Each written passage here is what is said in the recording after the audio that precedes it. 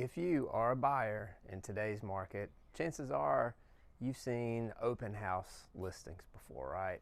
So for those of you that might not know, what is an open house? So an open house is an opportunity for you to go into the home and check it out and not have to make an appointment. So it makes it super convenient. So if you're a buyer today and you're going to attend an open house, then in this video I'm going to show you what you need to do to make sure that you're adequately prepared to attend that open house.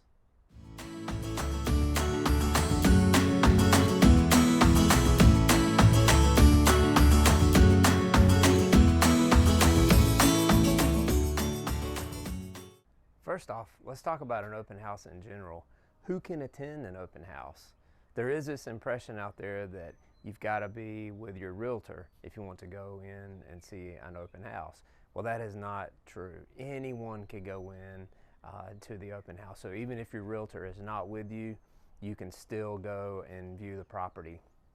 Now keep in mind, I will say one of the downsides to an open house is that you don't have the property all to yourself. So you've got other people coming in and out.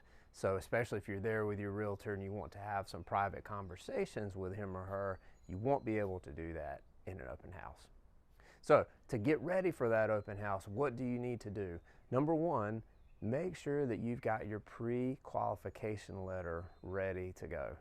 Especially in a market that moves at a rapid pace, if you have that pre-qualification letter, it shows the sellers that you are serious about being in the market to purchase a home. So make sure you have that ready to go. And also it shows them that you are serious, and if there are other buyers that are in the market for that same property, it gives you a little bit of a leg up because you've got your ducks in a row. So you've gone through that pre-qualification process.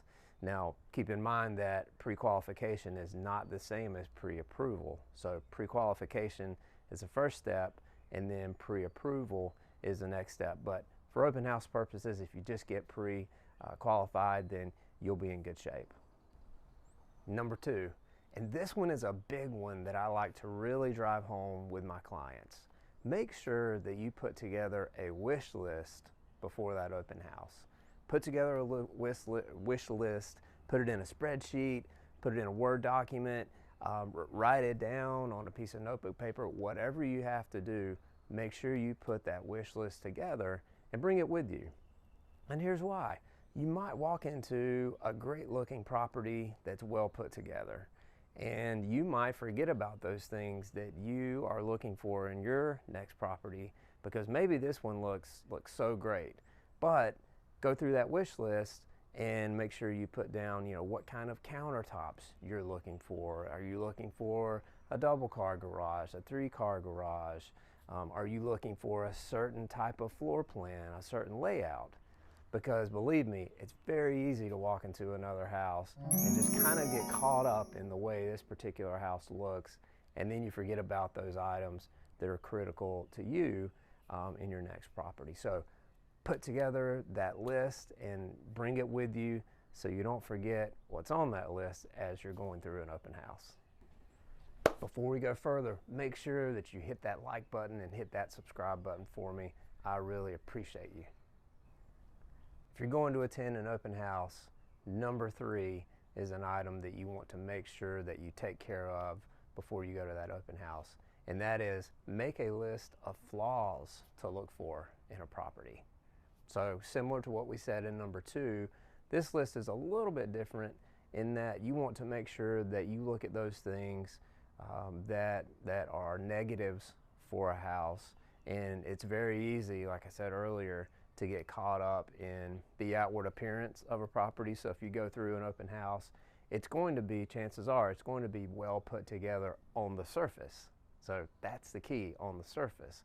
So make sure you make a list of flaws. For example, look for any signs of water damage or mold or mildew. Take a look out for outdated appliances. That's a flaw to some people as well.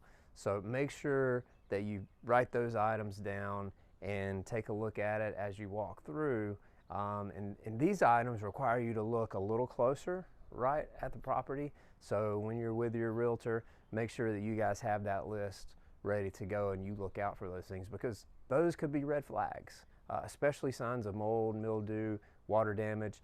It's a red flag because if you were to purchase that property and then you find out that there are those types of issues after you move in, that means lots of dollars potentially that it could cost you to get that situation remedied. Open houses are great. It really gives you the Open houses are great. It gives you the flexibility to go into the property whenever you'd like. Oftentimes there's a range of times, right? They might say open house 2 to 6. So instead of having to schedule that appointment for a 30-minute window or a 15-minute window, whatever it is, you can go in during the entire open house time and take a look at the property. So take advantage of open houses. If you have those in your particular market, it's a great way to go in and view a property. And you, like I said earlier, you'll be in with other people though, chances are, so just be mindful of that. So if you're going to attend one, I really hope this video helped you out, and I've given you a few items, a few homework items to do before that open house so that you make the most of your visit. If you are in the market to buy a house, what types of questions do you need to ask? So in this video, I go through a checklist of items that you need to make sure that you walk through in order to ensure that you make a smart decision when you make that next purchase. So check that video out as well. I appreciate you tuning in today, and I'll be back at you later with another video. Appreciate you.